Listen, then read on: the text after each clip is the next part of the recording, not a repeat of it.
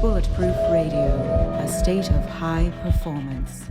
You're listening to Bulletproof Radio with Dave Asprey. Today's guests are founders of BiOptimizers and they're regular guests on Bulletproof Radio and friends.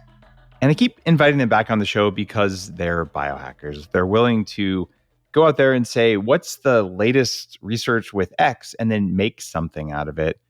And I've talked to them a lot about digestion and probiotics and things like that on other episodes. But you all know because, well, after 700 episodes, I'm pretty sure you've heard at least some of them where we talk about the gut-brain axis. Well, if the gut affects the brain, what if you did things specifically to the gut for the brain? There is some new research on that, and we're going to go deep on today's sponsored episode to talk about exactly what's going on in your gut that affects your brain and how you can take specific steps to change that. Wade and Matt, my friends, welcome back to the show. Incredible to be here. You're talking to you is one of our favorite things.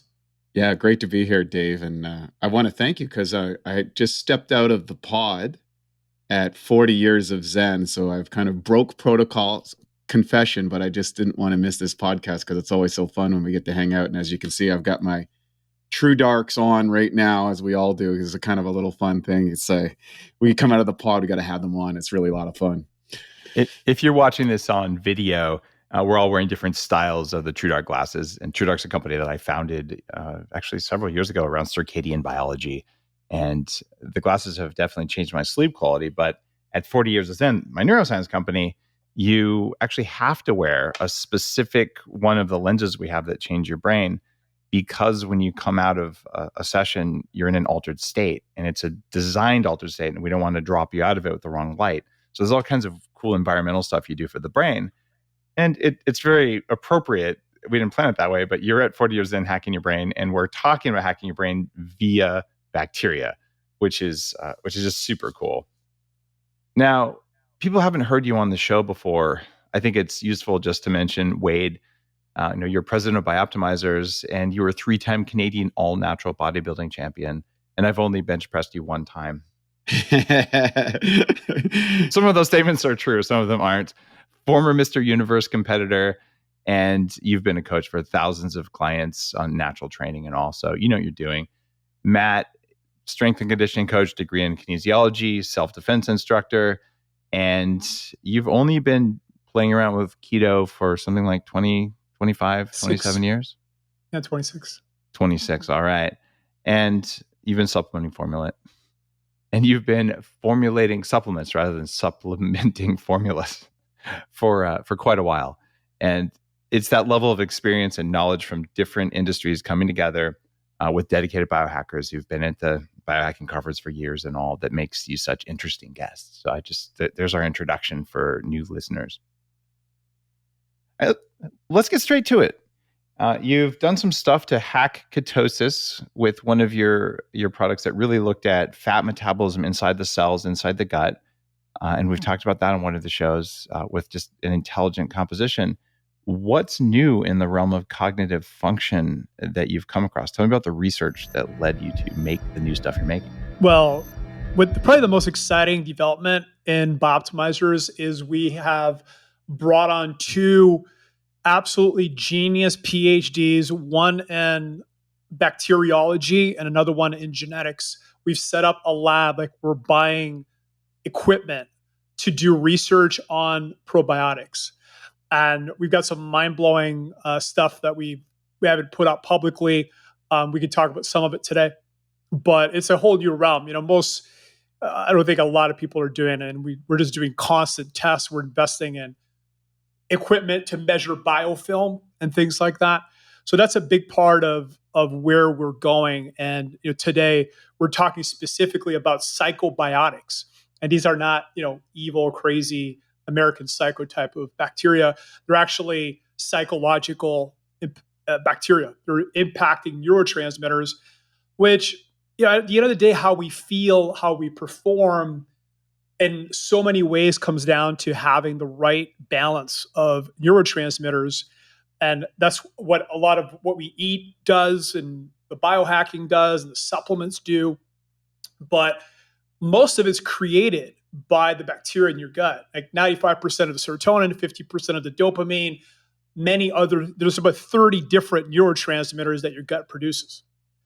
So we wanted to optimize the right strains, make sure that we're enhancing the effect, which we do, and we'll talk about all that. But that's the gist of it. And I'll pause here and let Wade throw his 2 cents in. Yeah, I think it's a fascinating field. I mean, years ago, of course, people knew my story where I blew out my own digestive system and caused a dysbiosis. That's when I first started discovering this in 2003 after the Mr. Universe contest. And one of the things that I became fascinated with when I dug into some research from Charles Poliquin, for those who don't know who Charles was, unfortunately, he died recently on an untimely death. But I dedicated my book before this last one, so the audio version of Headstrong was dedicated to him. Yeah, and Charles was a really unique guy. I mean, he learned other languages to learn research from other people, and because there's kind of dominant fields and different cultures would be leaning one way or other in research. And one of the things that was fascinating him about an athletic perspective is that he would have his athletes determine what neurotransmitter dominance that they had and would adjust their training and nutrition based on their neurotransmitter dominance. And some people, if they had certain neurotransmitters, so like, you're just not going to be a gold medalist. Now, of course, he coached gold medalists in 27 different sports, not to mention a who's who list of professional athletes. So an incredible track record and a real pioneer in the kind of this area. And taking on that, and I had this epiphany when I was in the pod the other day, before we dive into the research, I think is really important, is that I think it's actually our moral and ethical duty to be biohackers, because we're all here, brother. We are here because of the people before us that did all sorts of experiments that led us to be able to be on this video call right now, and for the people to listen to us and share that. And embracing that spirit of adventure and discovery and exploration with all of its challenges and failures and successes and learning points, I think is an ethical duty of all of us, because that's part of what pushes humanity forward just a little bit. So that's kind of what our goal is today. It's to kind of dive into some of the exciting stuff. And Matt, who is our resident scientist, I'm going to turn the floor over to him, because he's about as jacked into this as anybody there is. So. Yeah, so I feel extremely bulletproof and BiOptimized right now. Just talk about the stack. We got Capex. We got the product we're going to talk about today. I got Polyphenomenal, which I think is one of my favorite bulletproof products. Of course, with Bulletproof Coffee, which we're adding another one of our new products in there too, which just tastes amazing. So I feel pretty focused and excited. But so Stanford and Harvard were doing a lot of research, and they discovered that the gut was a second brain. They discovered there's 100 trillion microbes in the gastrointestinal tract. Like, we can't even begin to imagine what that number is, right? Like, even a trillion is very difficult to imagine. But essentially what happens is they create immune, they create energy, they break food down. But again, what we're talking about today is the neurotransmitters. And they're always sending signals to our brain. And just recently, by the way, we discovered it's a two-way street. Our brain actually sends signals to our guts as well. Yeah, but only 20%. Which fascinating. It's like 80% from the gut into the brain, 20% from the brain back to the gut. There's that old 80-20 rule again. Stupid 80-20 won't leave us alone. love Pareto principle. But what we want to do is obviously put the right strains in, feed them, which some of your products like Interfuel do a great job of, and then have them produce more of the neurotransmitters we're looking for. So all right, I got to ask you a question there. Sure. You mentioned Charles's work, which is awesome. I was very sad to see Charles pass. But okay, 30 neurotransmitters in the gut, and some people have the right one, some people don't. You're putting together gut bacteria in specific doses. How do you know which ones I need boosted versus my wife? It's a good question. I mean, the strains that we're talking about today have all clinical data to back that they're bumping up specific neurotransmitters. So that's why we chose those strains. Now, there are bad strains that we can talk about it later. gram-negative bacteria, gram-positive bacteria. That's a really fascinating conversation. That's some of the tests that we're doing. So, of course, we also want to eliminate the wrong bacteria, and we'll talk about that. And we got a new product that's just producing mind-blowing results in the lab, different than P3OM. P3OM is shining with actually eliminating certain bacteria, because what we're doing tests where we put strains in these agar jars, essentially. This is the growth medium, right?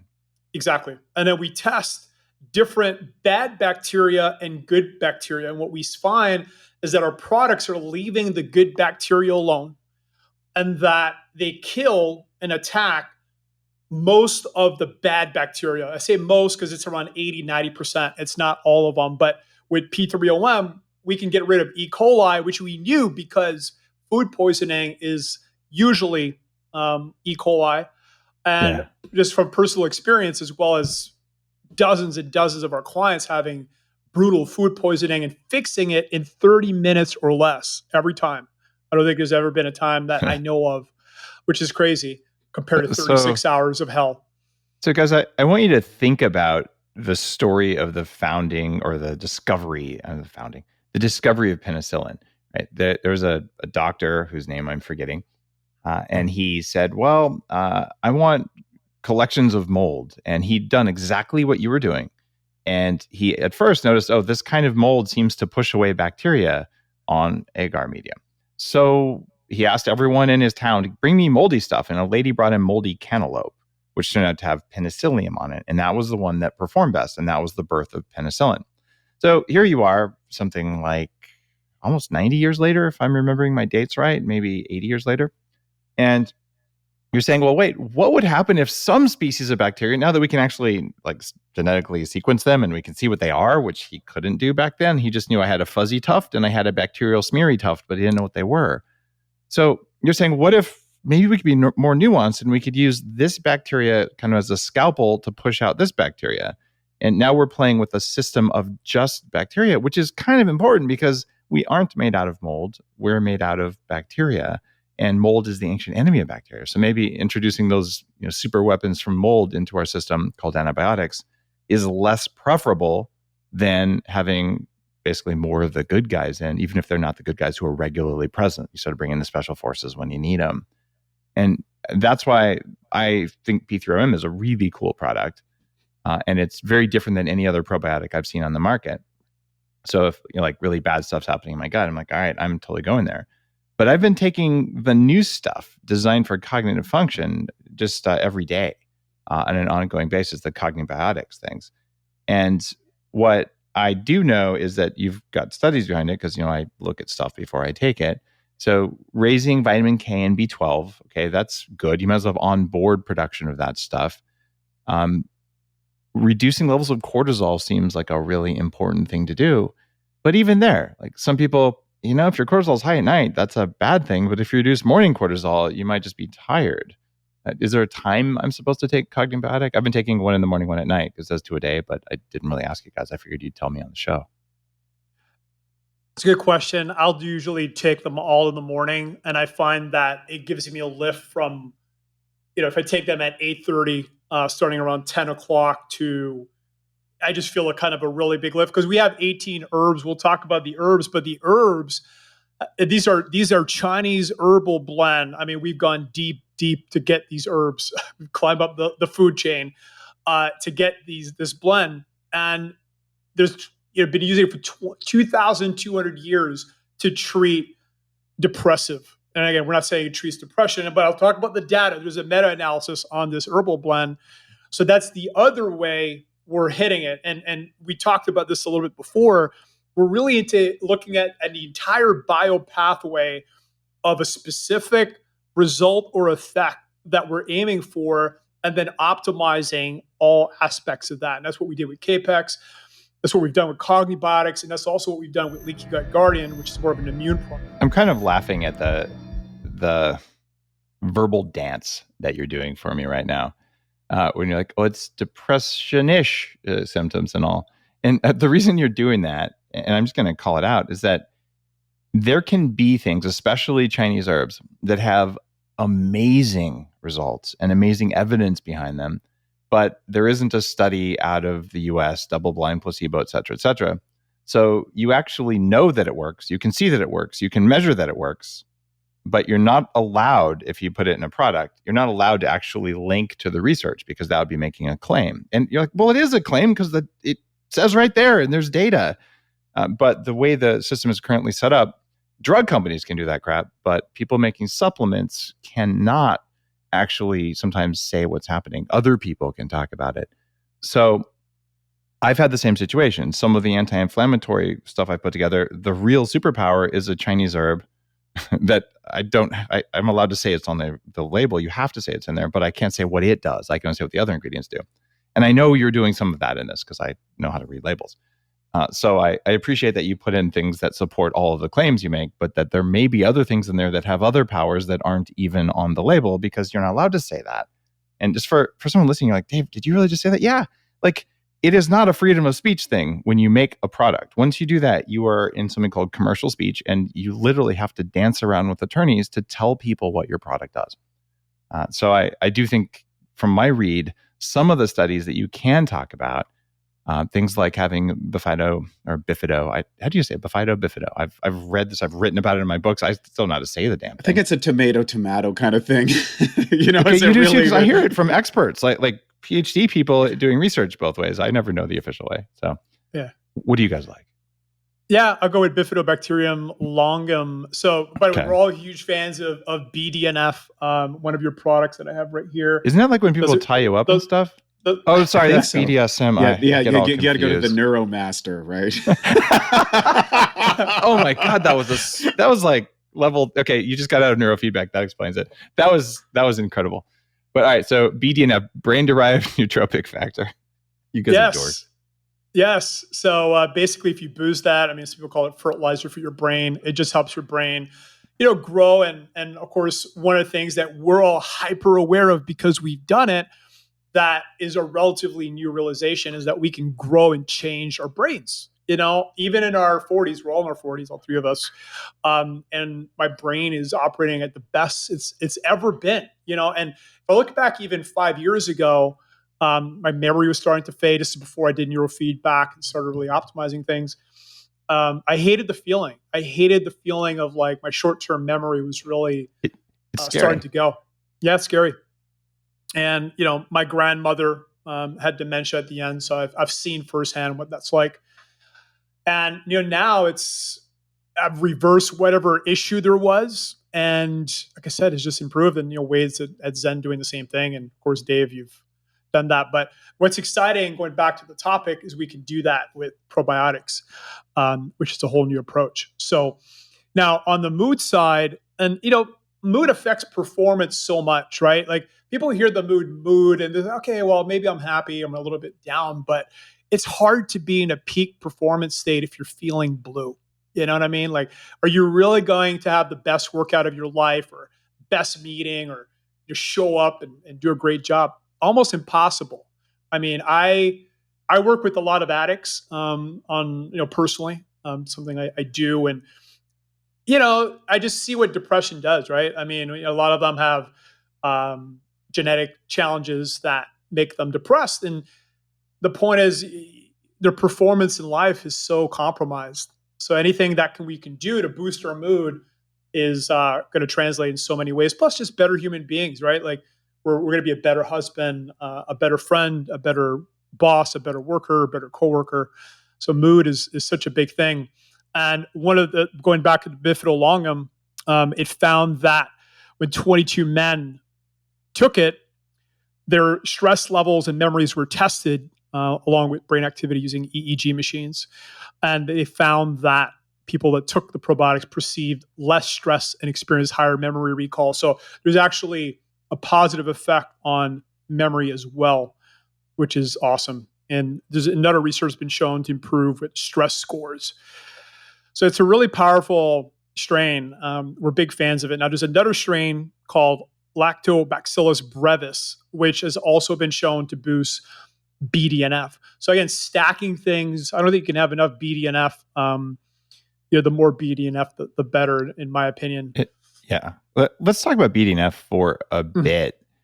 This has been a target for me because when you get toxic mold, which is in 100 million structures in the US, it drops BDNF. And when your BDNF is low, your sleep quality is crap. You don't dream, or you have nightmares.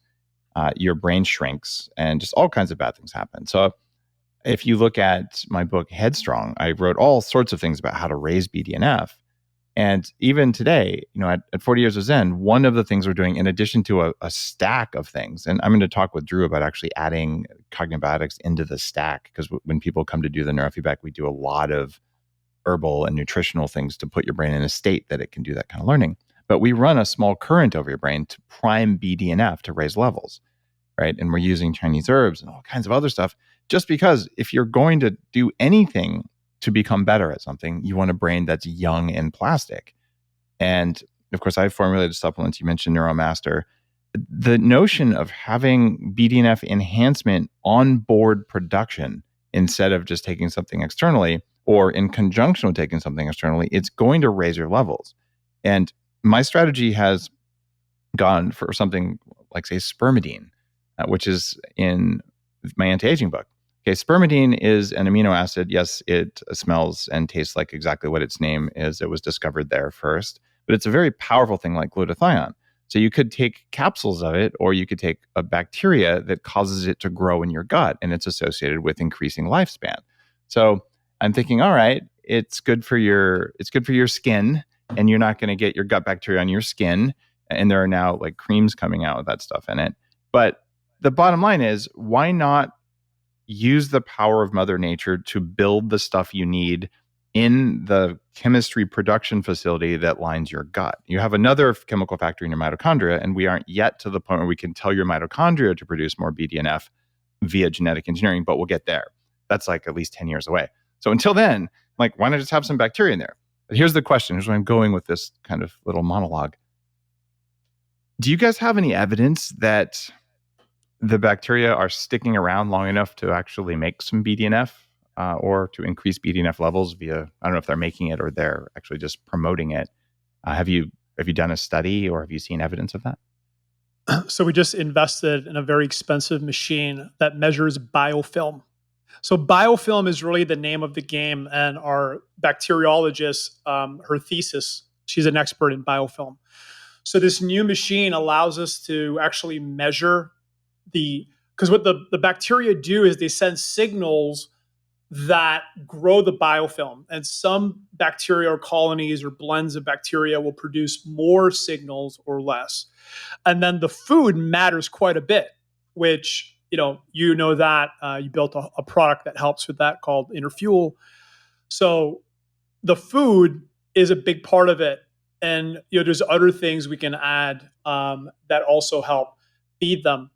The other thing, too, that we're working on is to make them constantly more resilient. So back to P3OM, we just did a really cool experiment. You'll like this. So we're trying to kill them. Okay, we're trying to kill them in a variety of ways. Now, first we attack them with bad bacteria. That was a really fascinating. But like recently, we tested salt. Upping the concentration of salt. And what was amazing with P3OM was that it started to drop, and then it went to another level. It dropped. Like the resilience level was incredible. And we know that because of how we make it. We stress tested, only 5% survive. And then these are the strongest. These are the fittest, which is what we call the Navy SEALs of probiotics. And then we culture that 5%. So now here's another mind blower experiment. Again, trying to kill them. We tried attacking them with antibacteria, with basically antibacterial drugs, and they all made it. So we know that, these strains can withstand, salt to a certain level, although, nobody's going to take the amount of salt. You couldn't stomach the amount of salt it would take to kill it. But acid, antibiotics, bad bacteria. So like we have the data, we're going to publish it. We got the images. It's pretty cool. It's fun data. If I could run experiments every day nonstop, I would. So that's what we're getting into. It's really cool. In fact, in parts of the world where there is medical freedom and you're allowed to culture your own stem cells, for some reason in the US, when the stem cells leave your body, they magically become drugs, and you're not allowed to do what you want. I don't understand that perspective. But in the rest of the world, for the most part, you can take your cells, do what you want, and put them back in. So when you do that, you take the cells and you do exactly what you said. You basically treat them poorly. Too much oxygen, not enough oxygen. You manipulate temperatures and all that. And the ones that are tough enough to just, like the burly ones, you amplify and you grow those and you put those ones back in. So do you want your 5% strongest stem cells coursing through your veins, or just the random selection of everything you got, including the weak ones? Well, I think there's something to be said for strength training the probiotics that you're going to grow and put into a capsule probiotics versus just, whatever was there. So this I'm going to call it gain of function in probiotics is something we might want to do for the good guys, because we certainly know that they've been funding gain of function for the very worst viruses out there for some reason or another, even when the government said to stop it. So thank you for doing gain of function for the stuff that helps people. That seems more important to me. And it's a powerful perspective on things.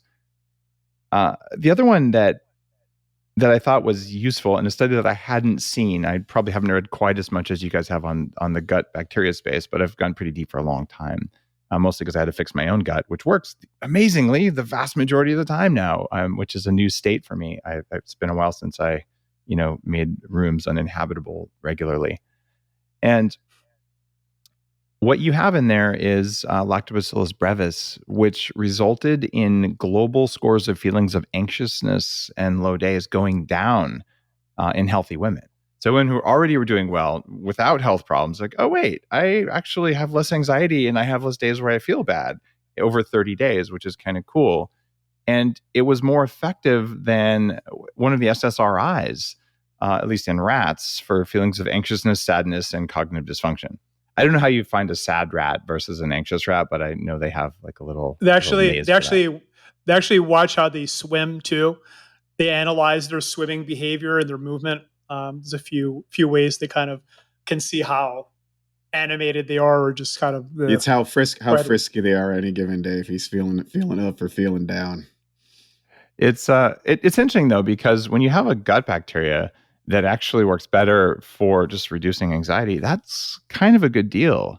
And again, it's making onboard compounds instead of taking external compounds.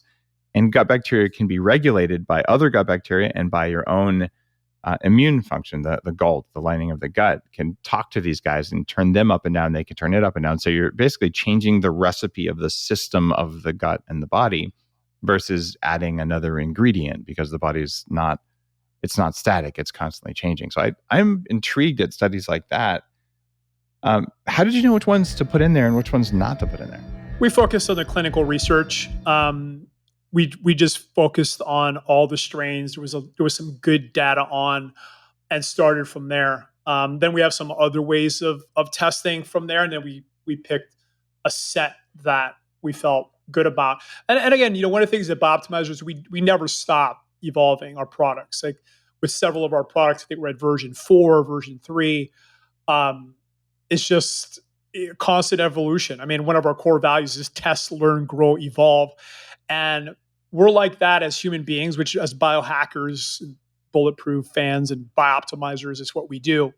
But we take that same approach with everything. Like I said, my dream is just to have like a whole bunch of labs, doing awesome tests and research, and then bringing cool stuff to the world. Like I've done 18,000 marketing experiments just to give you an idea of how much I love split tests, how much I love testing things.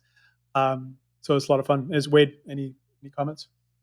Well, one of the other strains, so we picked a variety of strains based on the research, as he said. So for example, and we tried to address the different neurotransmitter dominance, again, because different people are running on different neurotransmitter dominance. So for example, Lactobacillus helveticus, which sounds like one of the Spartans that went to war. I love that name for some reason. It just sounds like this is for people who are more serotonin dominant. And of course, the research Matt might want pointed to, where it's been shown to lower levels of cortisol, as well as help with depression and anxiety. And of course, you have to say that with the caveat, and that's going to be oftentimes when you're doing experiments, and this is the one thing I have an issue with when you're talking about experimentation, is that they don't test for the neurotransmitter dominance of that group. And so it's an N of whatever, but you really don't have the specifics. And I think that's where what separates you, for example, from, say, maybe a research lab in the university of whatever, is that you're saying, okay, well, I've read this research and I know where I'm at. Well, seems like maybe this would be a good experiment to run and put that together. That's literally how we come up with the process. It's just, hey, let's look at the research. Let's see the dominance. Let's throw these together and see, well, we feel good. Okay, let's do this experiment and let's get some people to prove it. I mean, that's really the process. It is. And in fact, 4 of the most evil words in academia, they'll spend 5 years coming up with this amazing new addition to human knowledge. And at the end of the study, it says, more research is needed. And they say, please don't use any of this information because we might be wrong. And the answer there is, everyone might be wrong all of the time. Every scientific theory we believe is probably wrong and will be proven wrong once we understand that it's a quantum universe version 7 or whatever they're going to figure out in 100 years. And I'm going to be there and watch them do it. But whatever's going on there, it's okay to say, before it was a coin flip. Now with this new knowledge, the coin is weighted, so it's going to come up more likely on this side. So let's go down that path instead of this path. And that fearful mind thinking in academia, it's not caution, it's career protection. And I respect that someone with tenure at a university has a motivation to protect their jobs so they can continue doing research. That's good. But guys like you and guys like me, it's okay to say, let's try this, because there isn't a big downside. For instance, these strains of gut bacteria that we know are present in humans and don't appear to be causing harm in any studies, what would happen if you had more of that? Right? That's something that is an uncontrolled experiment right now happening throughout the world, just naturally, because we eat and because we breathe and we walk through forests and all that. So there isn't any control there. And so saying adding more of what's already there, it's unlikely to be the end of the world. The safety risk profile is so good. And if there are other benefits that appear to be likely from 10 different studies, how can someone ethically say more research is needed before we actually just see if it works? And so that's the mindset too with food, with exercise, with everything. We're meant to play and discover and improve. And to try and block that out of some sort of weird fear, it just doesn't make sense.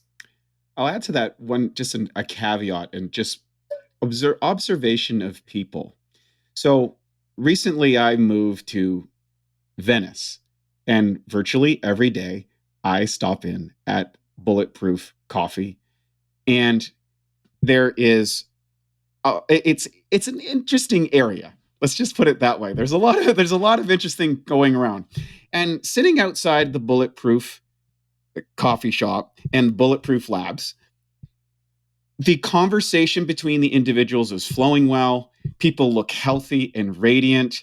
There is empathy and enthusiasm. There is an exchange of ideas. And when I go to other places, I don't see that. So, is it because there's a certain type of person that might be listening to this podcast? Or is it those people who are natural experimenters who are willing to say, hey, you know what? Dave came out with this new book, or he's got this new product, or he's got this thing. I'll give it a shot. And when you see that happening, all of a sudden, it's so prevalently obvious that the people going to the shop are doing something different than the people going to the coffee shop across the street. It's just obvious. Well, there might be a selection bias in what you're saying too. So it could just be that the people who are attracted to this kind of biohacking thing are people who are saying, all right, how do I tinker? How do I improve? The other possibility it's the power of a community there, right? And communities are interesting because having a community at a emotional and a psychological level is very well shown to do good things. But it also, if you're in a community, it changes your gut bacteria too. So it does, but there is definitely a mindset in online. People listen to this, And the number of times reporters have even said at the biohacking conference, and we're working on doing our 2021 conference now, assuming conferences can come back. Actually, they can come back, just assuming that they will be allowed to come back. Anyhow, we're working on this idea. Okay, there's a community. People come in to these things, but the reporters say, you know what? I've never seen a group of people like this because of what you're saying. There's an attitude difference, and they generally look pretty healthy. Or if they don't look healthy, they're on a path of improvement. And that's an important thing. What no one has done good enough data on, but maybe Viome will, is there a commonality of gut bacteria of people across a community, even if they're in different states? So we all know if we work together, we live together, we will swap gut bacteria. Even if we wear masks and bathe ourselves in sanitizer, you can't stop it. That's just how the world works. So a little bit of it just moves around us. That's natural. And what would happen, and maybe you guys can do this, who knows, but what would happen if you took 25 people who are interested in cognitive enhancement who live in totally different parts of the world, and you look at their gut bacteria? Are the gut bacteria the actual puppet masters, even ahead of the mitochondria? Do you think? Are they the ones doing it? I think they're the puppet masters in a lot of ways. Okay. One of the ways that I think is the most palpable, that I think a lot of people listening have experienced multiple times, is when you change diets. So we know that most of the food cravings are coming from the gut, and it's specific strains that are craving specific foods, and they seem to be sending specific signals to get you to crave those foods. They totally do that. Those little bastards, 100%. Yes. And you go from donuts to, so you're eating donuts and Doritos, which we don't recommend, but let's say that's your diet. And then you shift to Bulletproof diet. Well, the first 3-4 days, you're still craving Doritos and donuts, but after maybe 5, 6, 7 days, usually it's where I notice it, the old strains have died. We're feeding new strains, especially with things like Cognibiotics and Interfuel and other great products like Leaky Gut Guardian. We're feeding the good strains, and then we crave new things. We're craving steaks. We're craving bulletproof coffee. We're craving salads like Wade. So whatever we eat, and again, we've all done so many diet swaps or changes or experiments, and we've all gone through that many times. Right. It's a cool perspective that says, all right, what are these guys in the gut doing? And you mentioned something pretty important that I was going to ask you about anyway. You talked about Interfuel. And so for our listeners, Interfuel is the blend of prebiotic fiber that I put together for Bulletproof. And it's something that I put in my Bulletproof coffee quite a lot because it actually quadrupled the number of different species of gut bacteria that I have. But there are other ways of getting digestive fiber. This is the kind of stuff that actually can be digested by bacteria, but not by you. It's different than eating sawdust or psyllium husk, which is indigestible fiber, or rocks, which is also indigestible, but just not fiber. So what I want to know, though, is for Cognibiotics, do I need to be taking prebiotics with it? And if so, do I take the Cognibiotics before the prebiotics or after, or does it not matter? You want to take it with. Now, it has, so the herbs do help it and has a little bit of prebiotic, but here's the truth. The truth is, unless we created monster horse pills, which people hate to take, you know that, Dave, right? Oh, yeah. I mean, people are, most people get scared if you told them take 5, 7 huge pills. I'm just like, they fit all in one hand and do it, but I understand some right. people haven't learned how to swallow. We're freaks, right? We love that. 50 pills at a time, let's go. Yep. But anytime you're taking probiotics, if you add any prebiotic to it, it will be more effective.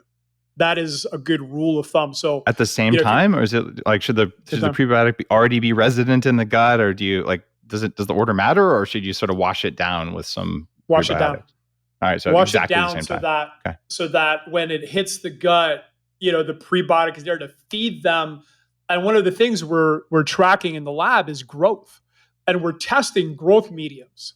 So that's the other thing, and we're not ready to reveal too many things yet, but we're testing all the prebiotics to see, which ones they love the most. And that's very valuable data.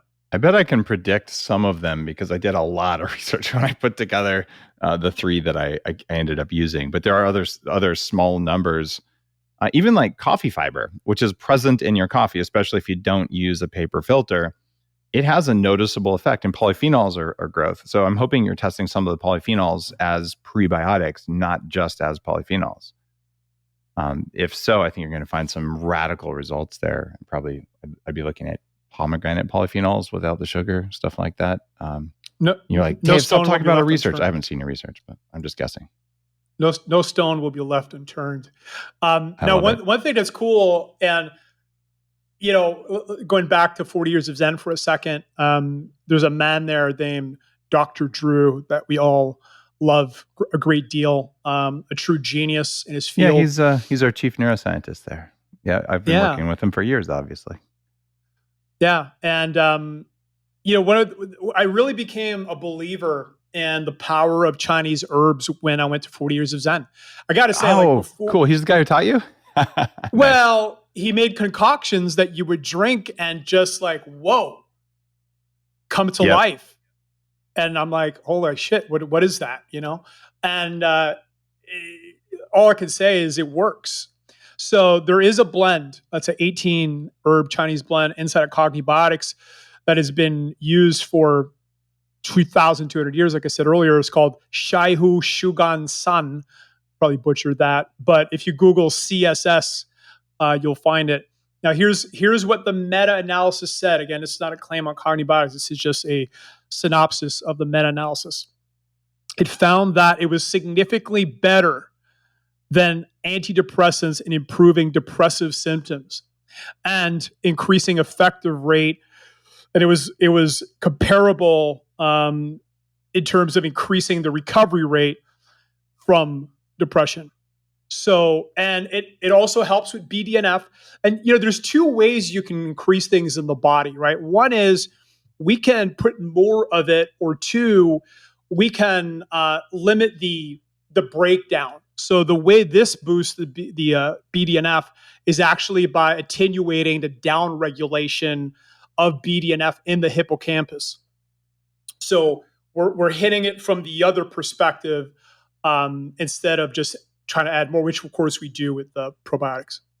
I want to add one little. Let's go ahead. I just want to add a little piece on that too. I think that it's one of the refinement aspects of if I'm feeling down or feeling up. It's like those are indicators, and I think Dr. Jordan Peterson talks about it. Is like, okay, well, there's sometimes there's a good reason for you to be a little bit depressed.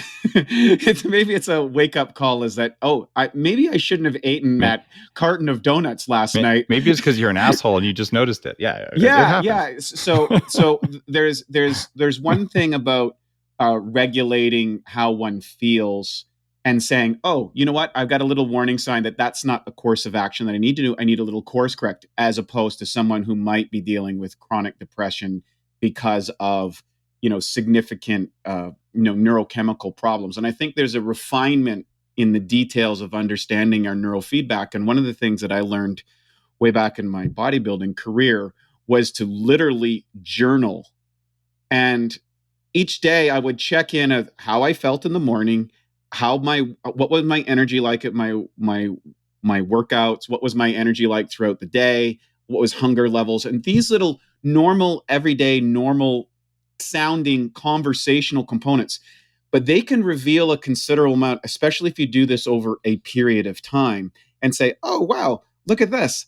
I don't feel that good when I eat, too much of this or not enough of that, or I've noticed some trends, and you start to pick up trends. And then if you can correlate the trend with research. So for example, if you're doing testing on yourself, you're doing a Viome test after you've performed a diet for maybe 6 weeks or 8 weeks or 12 weeks or whatever it happens to be, whatever that designated time. How do I feel, and what is the correlated data? And same thing when we come into when we're doing the 40 years of Zen, we're doing that. We look at our brains, we go through a thing, we come out, we debrief, and then we're writing down, and then we're getting feedback, and then we go back in and do another experiment. And I think for biohackers and for our regular listeners, I think they should never discount how smart their internal body is if they start paying attention to it. But the key is to pay attention to these things. It's like, I've been depressed for 7 days in a row. Oh, but I've been staying up at 3 a.m. watching Netflix, ordering a barrage of things from 7-Eleven, as opposed to, eating a regular diet. Oftentimes, the simplest solution is the best indicator of data, and then or of the result. So I think it's just a little clarity that we're not saying, hey, we're going to treat chronic depression, but if you're feeling down consistently, let's dive deep into what's going on in your life and what your diet is and how we can boost that up. Wow. I'm so happy you brought that up, the power of journaling. It reminds me of a couple things. When I was really fat and really just not doing well in my early 20s, I just took my first job in Silicon Valley at a company called 3Com. They were acquired by, I think, Dell eventually, but for a while it was Cisco Systems versus 3Com. And I'm there, I'm all excited. I'm like, I'm actually like here on Mission College Boulevard. I'm really finally, getting my feet wet in the place that was kind of mecca for tech. And I was feeling like garbage. So I started just saying, anytime I feel off, I'm going to write it in the side of my engineering notebook. So at the time anyway, I think it's digital now, but we had these notebooks. And the reason that they were spiral bound was you couldn't tear out pages, right? Because then if you needed to prove when you did something, it was in your notes. So this was part of protecting intellectual property. But in the borders of it, I would be like feeling like shit after lunch, really tired right now.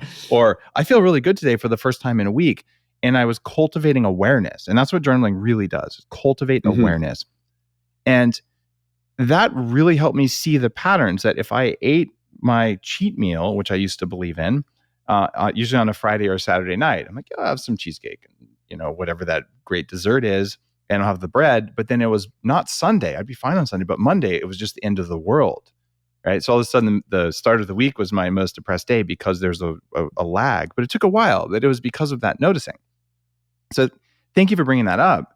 And I would just encourage anyone listening, if you find you feel like crap, write it down somewhere. If you feel really good, write it down somewhere and just stop for a second. What I do. And if what you did was you took some probiotics, that's great, because any supplement you take, for most of them, you'll feel it. Some of them, like vitamin D, take a while to build up and all. And there you have to look at, okay, if I wanted to fix, the cracks in my heels, that's usually a vitamin A issue. And that's going to take a little while to build up. And, things like growth of fingernails take a couple of weeks to notice. But most things, you'll kind of feel it. And then your other thing that you talk about, when I just started to disprove the tantric equations around how often guys should ejaculate, like, I'm going to do exactly what you did, but every day for a year, I said, I'm going to record my daily happiness number, which includes, a scale of 1 to 10. What's my energy like? What's my happiness with life? Do I like my career? Do I like my family life? Just is it a good day or a bad day? And just objectively write the number down before I go to bed. And you do that, and then you track it over time, and you overlay it with other things like, what did you eat? Or, were you ejaculating or not? Or whatever else it is. And the data that I found going through that was pretty darn convincing that the tantric people were right, even though I didn't want them to be. And I would say the fact you brought that up is a really positive thing, because if you're applying that towards the process of creating strains of probiotics and creating products, that's the kind of awareness that is the opposite of double-blind clinical trials, where they're trying to remove the perception of the people doing this stuff. Well, I think that how you feel actually matters. And you're saying, all right, here's what I noticed. Here's what I think should happen. Here's the studies that say that what I noticed actually did happen. So maybe this is a real product. Let's test it out some more. And that's when it gets really interesting. And that's the stage where you guys are with Psychobiotics. We've tested it enough in order to say, all right, everything lines up. And it's just it's a whole different mindset than the typical, say, drug development pipeline, where it's almost like, let's remove humans. Let's remove the power of healing and all these things and just kind of treat people like meat robots. And I don't believe that either of you can look at us as meat robots if you've done 40 years of Zen, because you have. You know that we're wired a little differently than a meat robot. So part of that is thanks for bringing up journaling, and also just thanks for a very different perspective on making stuff. We don't have a lot of companies doing that, but I think we're about to have a lot of them. Are you worried about the people who say, just eat some sauerkraut? You'll get all you need. Like Mother Nature should do all this for you. Like, what do you say about that? Do they affect your happiness number? Well, you get certain strains, but are you getting the right strains, right? So just like kombucha, I mean, there's so many strains of bacteria. We have no idea how many there actually are. We're still figuring that out. We're discovering new stuff all the time.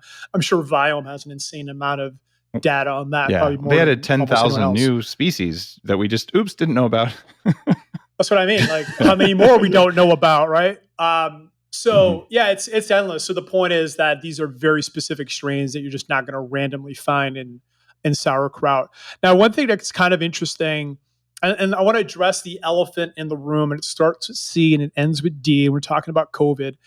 And specifically, I don't want to get into politics or anything else or talk about masks, but talk about the effects on mood. And I've seen it with people that I'm close to. In Panama, we're in an extreme situation. We've been under 4 hours a week of freedom for 5 months. That is correct. I can leave my house legally 4 hours a week. And I'll answer the question everybody asks, how do they manage that? Men can go out Tuesdays, Thursdays, women Monday, Wednesday, Friday. Men, and you can go out at the hour based on the last number of your ID. And do they have roadblocks? Yes. And will they arrest you? Yes. Anyway, so those are all the questions that come up from that. But the point is that people, because of the lack of contact, the financial strain, just the lack of socialization, all the things that are important to be a happy human, even myself, like I rarely feel like blue days, but in the last 5 months, I've had probably 4 or 5 days where I'm like, okay, let's take some Psychobiotics to feel better. And I do. But I think a lot of people are struggling right now. I mean, I just know just from my own circle that that's the case. So with that kind of math, how do they do booty calls? Because it seems like the fertility rate is going to decline if men and women can never be out together. I have friends. Well, then what's crazier too is the buildings have rules. So in my building, I can't bring any guests, even in any time. So what my friends are doing, I'm married, so I'm not in that club, but what my friends are doing is they're sneaking women in through the parking lot. And anyways, so things are happening in the parking lot of the buildings. Wow. Okay. That is not good for society. Wow. No, it's not good for mood. That's for sure. Wow, okay. Yeah, I was saying that, in the first month of the mitigations alone, Zoloft prescriptions went up 21% and it's at the risk drugs because it's dependent on foreign supply chains. So you can extrapolate that over the variety of things. And so I think the mental health consequences, humans are social creatures and it's part of the physiology. And of course, there's the Holobiome, which is the actual interaction. You were talking about the fields. There is bacteria in the fields of people that are interrelating. I had a lady on our podcast not that long ago talking about this, and they've discovered this with plants. And the plants actually read data with this holobiome kind of thing. So I think bacteria and, both good and bad are far more pervasive in our society. And I think the reduction of that, we don't necessarily know what the reduction of that exchange is. I don't think it's good. That's my conclusion. That's my layman's term. I think that we are designed to interact and exchange bacteria and fluids and everything else. Sometimes that's good, sometimes it's bad, but I do believe that's part of the human thing. I do not think we can remove ourselves from normal communication and have a positive result. And what my concern is when all this stuff ends, that there's going to be a rash of infections and scaling disease and who knows what else, because it's kind of like if I don't go to the gym for 6 months and I decide that I'm going to go and start squatting the exact same weight that I left the gym at 6 months, and I pull that weight off the rack and drop down, I'm going to break something. Yeah. And I'm concerned about that. It's funny. One of the most liked posts I've done in a year was about exactly that on Instagram. And there I just said, hey guys, here's what's happening with acquired immunity. Why is it that the people in prison 96% of them have no symptoms. And in meatpacking plants, 88% of people have no symptoms. These are people who don't eat a good diet, and magically they're not getting symptoms. But people who eat a better diet and aren't as exposed to constant bacteria and viral loads because they're close to other people, they aren't well off. Well, the answer is, why do emergency room doctors who are new to being ER doctors, why are they sick all the time for 6 months and then they don't get sick anymore? Why do frequent travelers like me, why do we not get sick when we travel almost ever? Because we travel frequently and we're exposed, and our immune systems they've lifted weights, just like you're saying. And so now when you take people, you submerge yourself in wood alcohol-based toxic hand cleansers with weird endocrine disrupting fragrances in them. And then you block, allegedly, some things with a mask. Many things do make it through masks. We know that.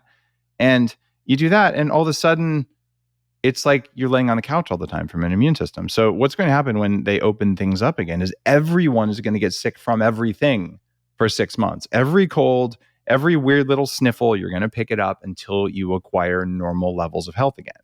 And so in that post, I said, hey guys, here's what you should do.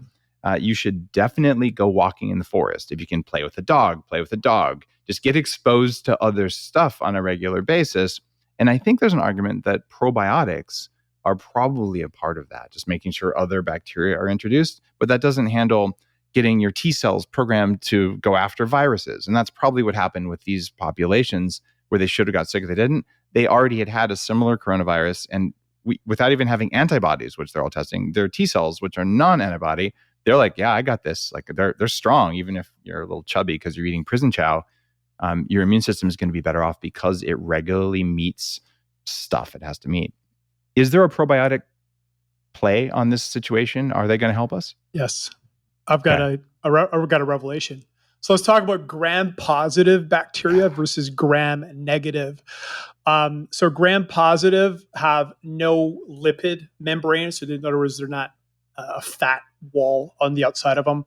And the gram-negative have a thin, slimy lipid layer on the outside, which makes it hard for the body to detect. So basically, it's camouflaged.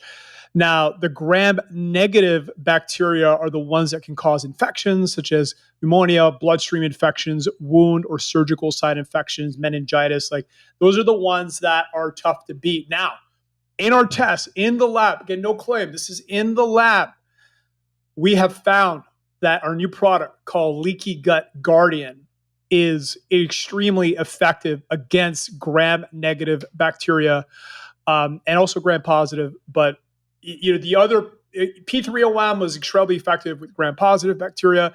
It did not work on gram-negative bacteria. Leaky Gut Guardian was. So that's really exciting because we can deal with, at least in the lab, we can deal with pathogenic bacteria. Let's just put it that way. And again, Dave knows what I'm doing. I'm skating around saying certain things, but the bottom line is that's what we saw in the lab, which is pretty cool. So how would someone know if they're dealing with a gram-negative or a gram-positive problem in their gut? Like one of them makes you get diarrhea, one of them makes you fart. Like, give me some symptoms. How would I know?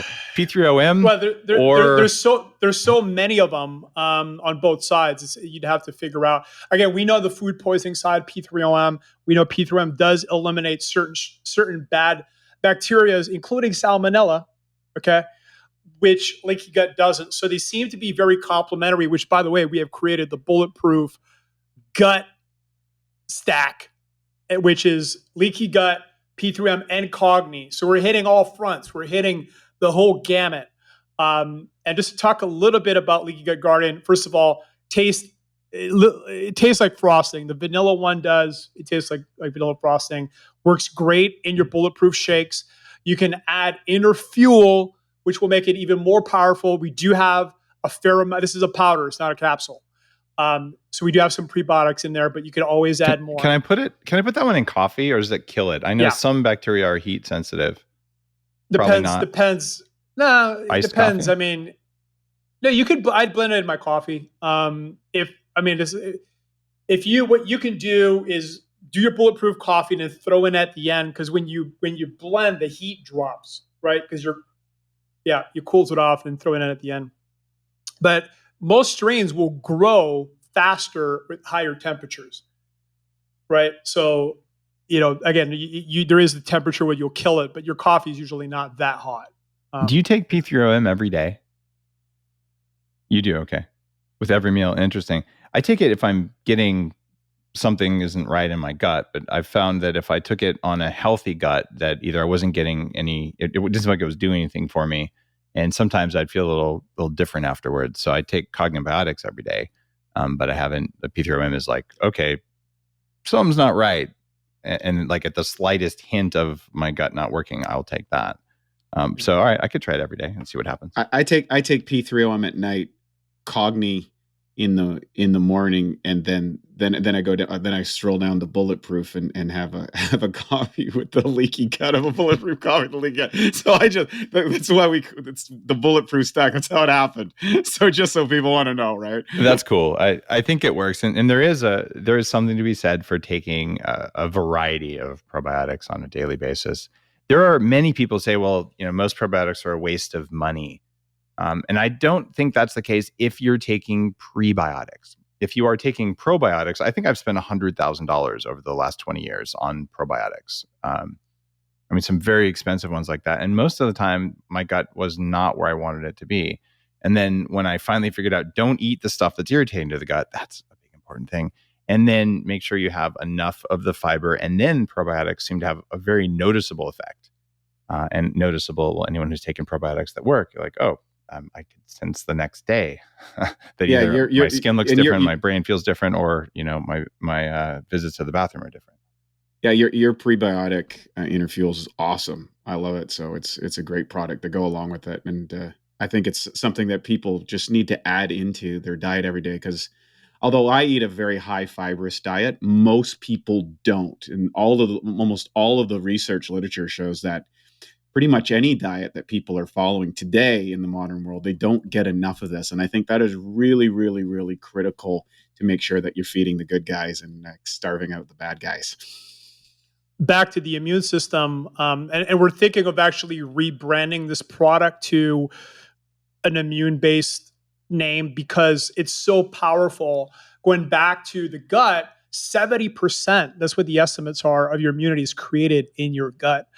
And one of the things that will actually damage your immune system or weaken it more accurately is leaky gut, which is small cracks or in the junctions where you basically have poop or food getting into your bloodstream. So we've created a product that, and the results on this on the biofilm are off the charts. I just got images yesterday from our bacteriologist, and she's like, this thing is off the chains at growing biofilm, which is the key. The key to sealing the gut is growing the biofilm. And the biofilm, depending which strains are signaling and integrating itself with it, is essentially what becomes your biome. Wow. But biofilm can be bad for you or good for you. So you're saying it's which bacteria make the biofilm is whether you have a healthy gut or not. Yes. Now, here's what this product does. One, it eliminates the bad guys, different bad guys than P3OM, which is cool. Again, we can eliminate the gram-negative guys. 2, it seals the gut. 3, this has different probiotics that are immune-specific. And 4, we feed the good guys. We feed the things. Now, there's some really interesting research on belly fat and leaky gut.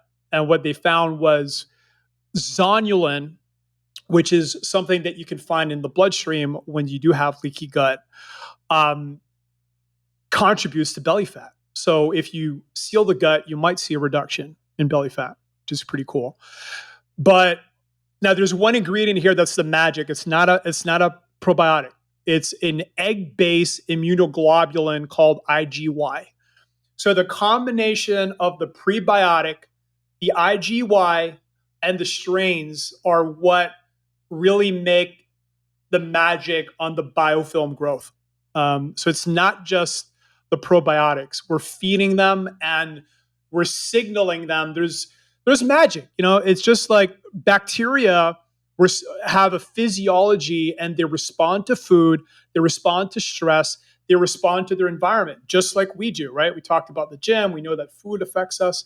We know that hormetic stress or positive stressors affect us. And that's how we're approaching the whole bacteria game. We're looking at all these different ways to make them stronger, to make them effective, to improve the doubling rate, et cetera, et cetera, et cetera. And that's what we've done on this product. It's truly amazing. Again, more on the immune side.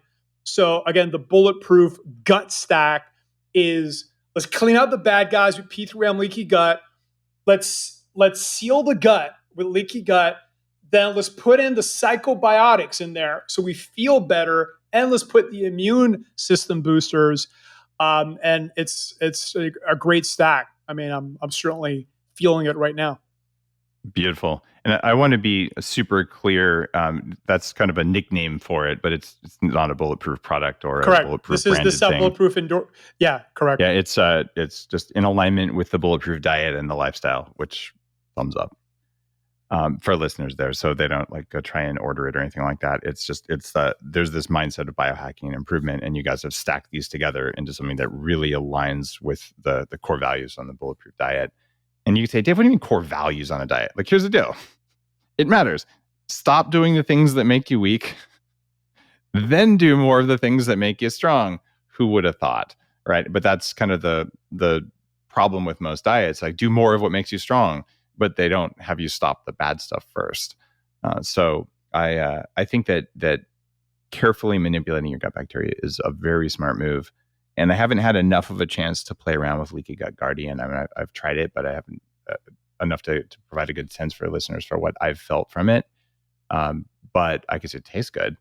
So I will play around with it some more and see what results I have. Add Interfuel and that, and boom. IgY, is it going to trigger egg allergies? It might. I mean, my advice would be avoid it. Okay, good deal. Awesome. Guys, you're offering people who listen to this a 10% discount. Use code DAVE10 at cognibiotics.com, COGNI, biotics.com. And I want to shut down the show by asking you... /Dave. Oh, you have to go to /Dave. Cognibiotics.com/Dave. Use code DAVE10 and you'll save 10%. Well, it's actually going to be even bigger saving that too. We got some awesome, again, going back to the stack. Okay. We've got an insane deal for everyone listening that you will not find anywhere else. All right, there you go. Cognibiotics.com/Dave. They're going to save you a bunch of money. And that's something I ask when people sponsor a show. I'm like, hey, make it worth people's while. The knowledge that you guys have shared today is clearly worth stuff all on its own. But when people go there, they'll save a bunch of money, which is good.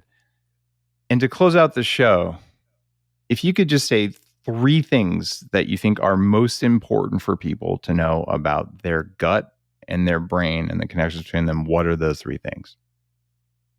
Well, I would say the father of medicine, Hippocrates, said that all disease begins in the gut. The second thing I would say is you're not what you eat, you're what you digest, absorb, and utilize. And the third thing is thinking that you can get a healthy diet that's going to correct maybe a neurotransmitter balance in today's world is very low resolution thinking. There is an incredible array of unintended consequences from technological innovation. Some of those are extraordinarily good. However, in the early years, particularly after World War II, with the advent of chemicalization, fertilizers, pesticides, herbicides, genetic modifications of food, we have radically altered the bacteria and biome so much that researchers are scrambling to find societies that have not interacted with technology to learn what was really going on before, because that started early enough before we got into this conversation. So really, we're swimming in the dark in a lot of the ways. And the reality is, I think if you look at the founding fathers of this country, these were polymaths. They were military leaders, they were writers, they were business people, they were farmers. So I think that the capacity of the human is far greater than we have been led to believe in recent times. And I believe that you're leading the way, as many people know you as the father of biohacking. And I think we're returning to is leveraging technology in a way to return our bodies back, and then, optimize, to ramp them up, to take it to the next level, so that we can get a symbiotic relationship between technological innovation and Mother Nature. And that's what humans have been doing for thousands and thousands of years, that have broke new ground and led to greater and greater civilizations. And I believe that that is the three things on my side, and I'll let Matt do his piece. One, and I remember in my mid-20s when I stopped being a student and started making money, the first thing I did is I started buying great food. And I remember the feeling, the effect in my brain, in my body. So if you have the means, buying better quality food, whether it's organic, heirloom, or like Dave does, grow it your own. That's the ultimate. I'm jealous, Dave. I grew up like that. My dad does have an epic garden, which is great. But the point is that investing in great food will have an immediate impact in your energy and your brain. Two is assessing, whether it's getting help to assess your situation, but being able to assess how, what your problems are. And BiOptimizers is a great tool. Again, assess your mood, get some help, assess your immune system. There's so much expertise out there, and investing in experts. We're big fans of building what we call Jedi councils of experts that we can talk to and get guidance. And I think no matter what level you are, there's great benefits in that. And third is to try things, experiment. Back to our core value of test, learn, grow, evolve. Test is the key word there. You got to try things.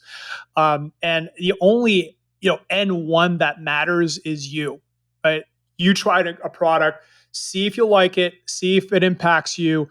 And if it does, keep using it. And that's why we have a 365-day money-back guarantee, so that people that try things and don't feel the result for whatever reason, we just give them their money back, or we recommend another product that better suits their situation. So cognibiotics.com/Dave. Thanks, guys. It's always a pleasure to have you come on. We always talk about different stuff. There's always learning. There's always philosophy. And I love it that we're doing it right in the middle of 40 years of Zen session, because that's when the creative juices flow best, at least for me.